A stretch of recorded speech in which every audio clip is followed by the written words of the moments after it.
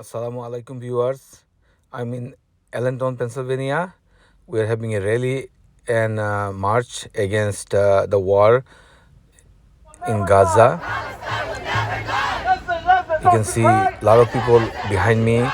They're supporting Palestine. In Gaza, there are innocent people, kids and women are getting killed. Israel's are bombing really hard, destroying the whole country. We are against it. We want peace. That's why we will get together. We will be different speaker will speak out about the war, against the war. We don't want any war. We want peace. This is again in Allentown, Pennsylvania. Killing, stop the hate! Stop the killing, stop the hate! Gaza, don't you cry! Palestine will never die! Free, free Palestine! Free, free Palestine! Occupation is a crime! Occupation is a crime! Occupation is a crime! Free, free Palestine! Free, free Palestine! Free, free Gaza! Free, free Gaza!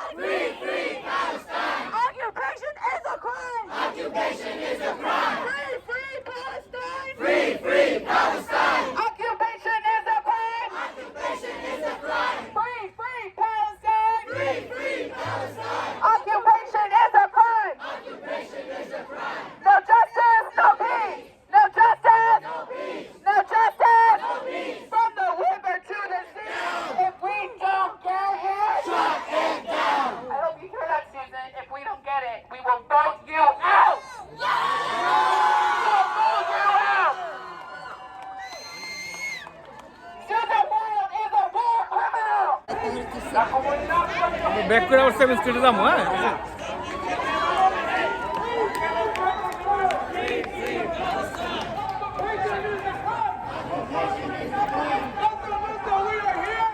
Gaza, we are here. Tell your children not to fear. Tell your children not to fear. Gaza, Gaza, we are here. Gaza, Gaza, we are here. Tell your children not to fear. Tell your children not to fear. Free, free Palestine. Free, free Palestine. Occupation is a crime. Occupation is a crime. Justice is our demand. Justice is our demand. No peace on stolen land. No peace on stolen land. Justice is our demand. Justice is our demand. No peace on stolen land. No peace on stolen land. Gaza, Gaza, don't you cry. Gaza, Gaza, don't you cry. Palestine will never die. Palestine will never die. Free, free Palestine. Free, free Palestine. Free, free Palestine. Stop supporting this criminal war.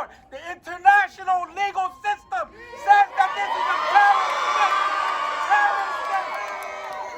The UN law says this is a terrorist act. U.S. must abide by international law. It's us, the U.S., that's supporting this war.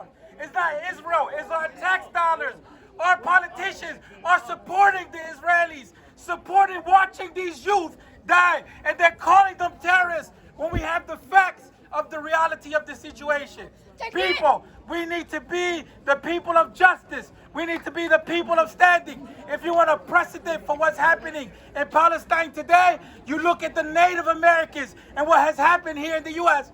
This is why the U.S. is silent, because we did the same thing here in the U.S. to the indigenous peoples, and we're allowing it to happen in Palestine. And we will not stand by that anymore. The same situation. We watched the African American community. We watched the African American community abused over and over again. When will we, as a country that says that we stand by justice, stand for humanity? Afuera todo. Palestine will be free. Gaza, Gaza, don't you cry. Palestine will never die.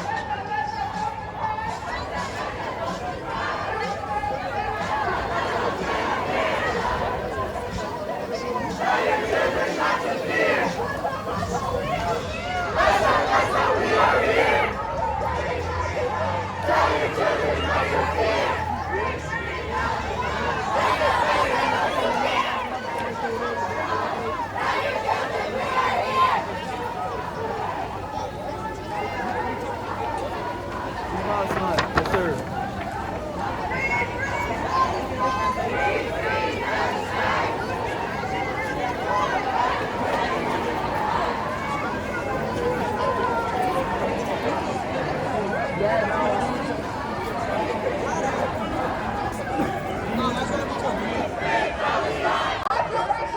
Occupation is a crime. What do we want? Justice. When do we want it? Now. What do we want? Justice. When do we want it? Now. Shut it down. Shut it down. Shut it down. It hurts to Shut it down. What do we want? Justice. When do we want it? Now. Free Palestine. Free Palestine. Occupation is a crime. Occupation is a crime. Free Palestine. Free Palestine. From the river to the sea. From the river to the sea. Palestine will be free. Palestine will be free. From the river to the sea. From the river to the sea. Palestine will be free. Palestine will be free. Israel stop the slaughter. Israel stop the slaughter. Gaza must have food and water. Gaza must have food and water. Israel stop the slaughter. Israel stop the slaughter. Gaza must have food and water. Gaza must have food and water. Gaza, Gaza, don't you cry. Gaza, Gaza, don't you cry. Palestine will never die. Palestine will never die. Gaza, Gaza, don't you cry. Gaza, Gaza, don't you cry. Palestine will never die. Palestine will never die. Netanyahu, you can't hide. Netanyahu, you can hide. Better stop the genocide. Better stop the genocide. Netanyahu, you can't hide. Netanyahu, you can hide. Better stop the genocide. Better stop the genocide. Mechanical Engineering and International Studies at Lafayette. She is the president of Resettlement of Refugee Action. She is the co-founder and co-president of Middle Eastern Study Association at Lafayette. Please give her a warm applause and welcome her. And I'm a proud anti-Zionist Jew. I don't see these two identities in conflict. In fact, I see anti-Zionism as a core part of my Jewish identity. Organizing for a free Palestine is something that has in fact made me feel even closer to Judaism. As any Jew will tell you, getting expelled from lands and persecuted everywhere we go is kind of our whole thing. This can easily be seen in the stories of our holidays such as Passover, Hanukkah, and Purim, which celebrate times in which we violently resisted in order to overthrow our oppressors. Some of you can already see where I'm going with this. Anyways, this persecution is not only in our ancient history. Our grandparents can remember when over 6 million Jewish people were rounded up, put in concentration camps, and exterminated during the Holocaust. For as long as I can remember, I and other Jewish children have been passed down stories about the atrocities committed against our people and taught the principle of never again. It has been drilled into us that we must never allow another genocide to happen again. It is absolutely mind-boggling to me the amount of mind games, logical fallacies, cognitive dissonance, and hypocrisy the Zionist Jewish people have had to leap through in order to go from those teachings that we all grew up with to supporting the state of Israel.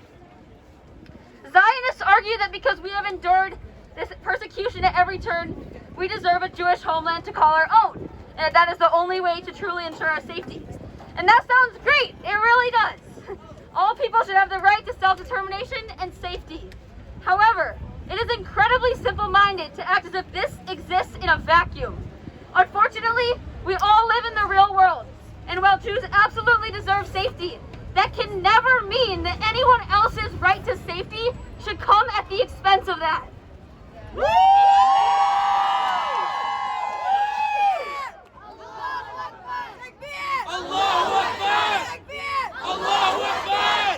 When Jewish people were immigrating to Palestine throughout the late 1900s, nobody had a problem with them living peacefully alongside the Palestinian Muslims and Christians. It was the moment in which Jewish Zionists decided that, due to our ancestral connections to the land, we had the sole right to this land, that it became a problem. It was the moment in which over 750,000 Palestinians were violently expelled from their homes during the 1948 Nakba, when it became a problem. It was the moment in which they began teaching us in Hebrew school that Palestine was a land without a people for a people without a land, that this became a problem.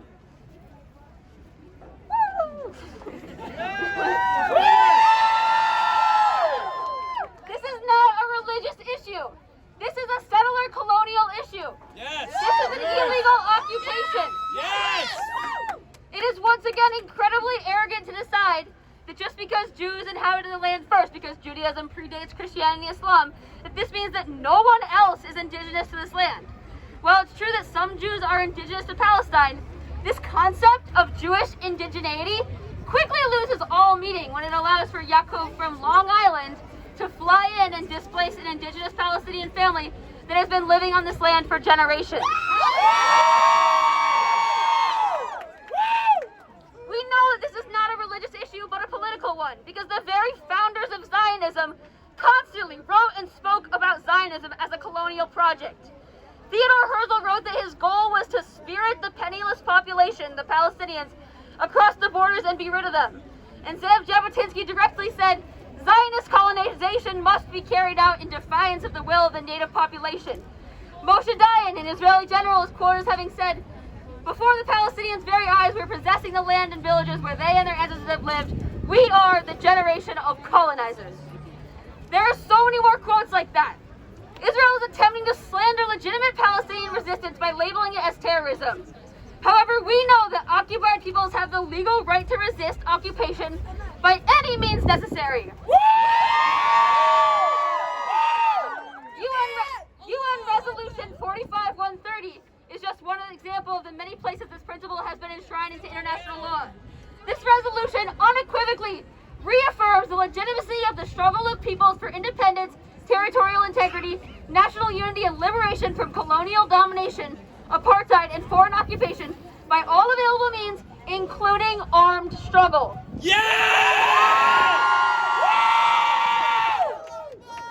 No amount of misinformation spreading by the Zionists can hide the truth of this colonial project. We see through the Hasbara, Israeli propaganda. This fight can and will be won by amplifying the voices of Palestinians on the ground, spreading the facts, and slowly changing hearts and minds. It is essential that we consistently question Zionist talking points as they come up. These small interpersonal conversations are where the biggest impact can be made. There is nothing normal and nothing acceptable about Zionism. We are on the right side of history, and we will not back down until Palestine is free.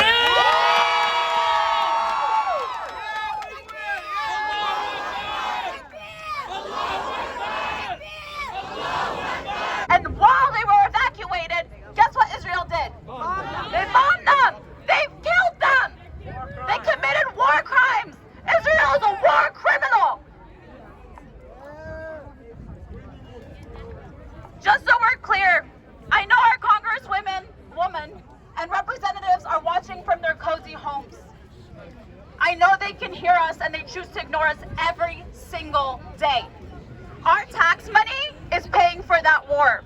So we get to decide where our money goes, and it's not to kill children.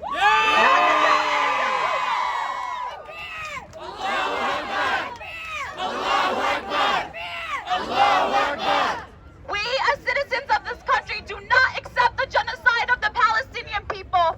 We reject the $30 billion of aid that we give every single year to bomb Gaza and Palestine. We reject the occupation. We reject the violence and the barbarism that Israel commits every single day.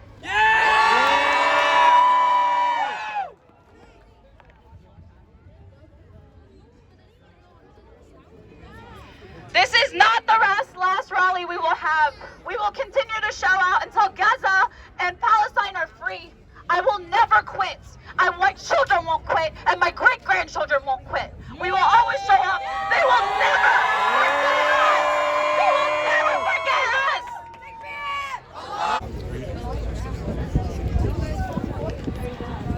Hello, everyone. My name is Aya, and I am an Egyptian and an activist in the Lehigh Valley.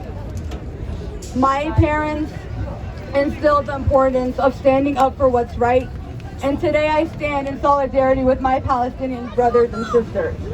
While Israel might possess the military might and the financial resource, there's something they will never have: our unity. We stand together unwavering in our commitment to protect our loved ones. I want to talk about something really important: human rights. Human rights aren't some special privilege. They're something that everyone is born with. It doesn't matter where they're from. Everyone should be able to live in peace and safety. The situation in Gaza is truly dire. Over 2 million people, with 40% being children, are facing unimaginable hardships. They live under constant threat of violence, fear for their loss of their homes. They are deprived of basic necessities like clean water, food, and electricity. For over 17 long years, Gaza has been the largest open-air prison. To make it worse, the military has cut off their water supplies, leaving them desperate. The hospitals are running out of fuel, which will lead to a collapse in healthcare. The people of Gaza have been told to leave, which has been a decoy. They are killing the people of Gaza attempting to escape. They tried to intimidate us, but we showed up. They tried to imprison us, but we broke free. They tried to silence us, and we screamed louder. And we will not be silent. For as long as Gaza is under attack, we will continue to stand up for the people of Gaza. Free Palestine! Free Palestine! Free Palestine! Free Palestine! Israel is trying to split us up by blocking help from neighboring Arab countries. We must unite because our Palestinian friends and family are boxed in from all sides. Let's work together to make sure this lasting peace and safety for Palestine, any civilian death and loss for all. Enough is enough! Enough is enough! I have the privilege to announce our next speaker, Lehigh, a Palestinian American whose grandparents are made refugees twice. She grew up in the Allentown area alongside this community and held the grief of the Palestinian plight close to her heart. Hi everyone.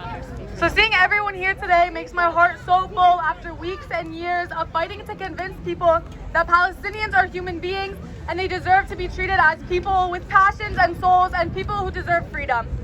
I'm a Palestinian American, and a few months ago I had the privilege of visiting Palestine for the first time I was old enough to remember. In Jerusalem, I saw boys being rounded up before Fajr and people escorted inhumanely with their heads held down and their hands zip-tied behind their backs. Entrances to Al-Aqsa arbitrarily closed simply to make life more difficult for Palestinians, and a complete military control of the holy city. That is the status quo, and that is what peace looks like to the Western world. Is peace the silent oppression of Palestinians in Jenin, and when their houses are raided, are we at peace? Is peace when Nablus is bombed and invaded? Is peace when settlers kill Palestinians without consequence? Is the region at peace when Al-Aqsa is raided and worshippers are targeted? Is it peace when Israel controls the food, water, and electricity going into Gaza? Is it peace when Gaza is bombed and civilians are targeted? This is the status quo. This status quo is not peace, nor is it a framework for it. Palestine has not seen a day of peace in the last 75 years. And the media today, they pray for peace, but what they're asking for is silence. They want the Palestinians to sit back and take the occupation and take the siege and tolerate it. But we will not tolerate it. That's right.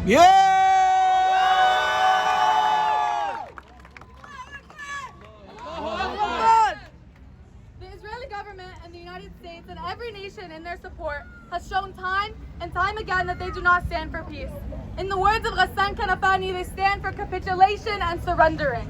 This is a result of our own government failing to hold its allies accountable and failing to uphold international law.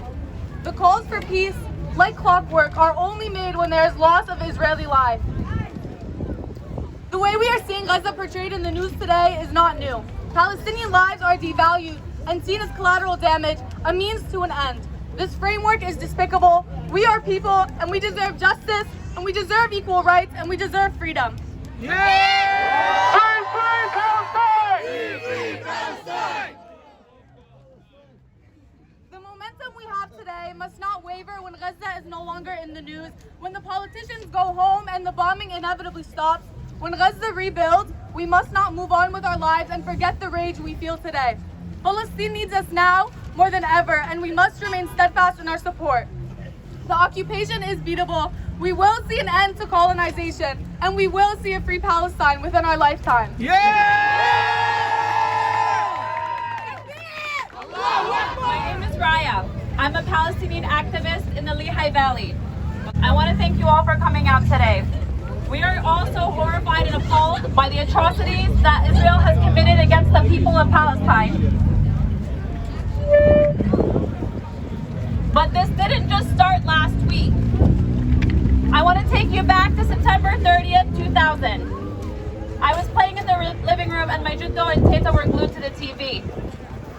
And they were watching the news. And the first thing that I see on the news is Muhammad Dara and his father. Muhammad died. That was the first memory I had of the Israeli occupation in Palestine. This was in Gaza. We've been fighting this for years. Year after year, we have to show up and stand up for Palestinian human rights. Palestinians deserve the freedom to exist and lead normal lives just like we do here. They deserve to eat food and have electricity and go to schools and go to work and wake up to their children and do what they need to do. But they are not allowed to do that because the Israeli occupation is constantly murdering them.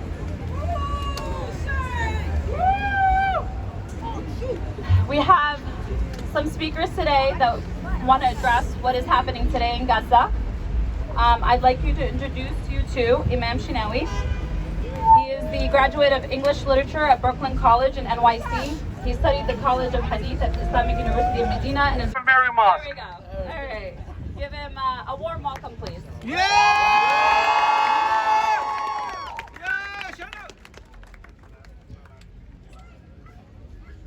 I'll try to project. Bismillah ar-Rahman ar-Rahim. In the name of Allah, Almighty God, the most merciful, the granter of mercy. Brothers, sisters, friends, I commend you all for coming out and for your courage. And I ask the Almighty to reward you for this in ways that only He can. Yeah!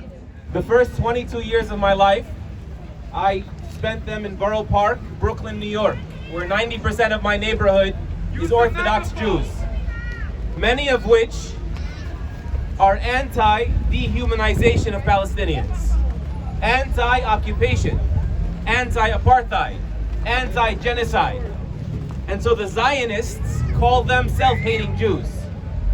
And that is why it's not surprising at all to find Muslims this past week vilified everywhere, totally predictable, as being peace-hating, bloodthirsty terrorists. It's not surprising either that our radical, reckless politicians are throwing shade left and right, inciting hate crimes against the Muslim community by saying, oh yeah, the Muslims didn't show up at the Jewish vigil. And our president himself said, I'm mobilizing law enforcement to prevent terrorist cells from taking out or performing whatever they may have in mind. Not surprised by any of that. And I'm not wasting my breath today on any of that. I'm here for you and for the people of Gaza. Yeah! Whoever sold their soul to the devil, only God can bring them back to life. What I'm here to say is, number one, I got two messages, and I'm going to keep them brief. Number one, for anyone that can carry my voice to somebody that has some humanity left inside of them, I challenge you to have some self-respect and open your eyes and do your own research and not be spoon-fed by the propaganda machines. And to escape the echo chambers, every murderous war machine in modern times has started by dehumanizing their enemy to justify their genocide. This is no different. This is no different whatsoever. Now that we fully, without a shadow of a doubt, debunked the supposed video of Palestinians beheading 40 babies, can we start talking about the 500 children killed in Gaza in the past few days?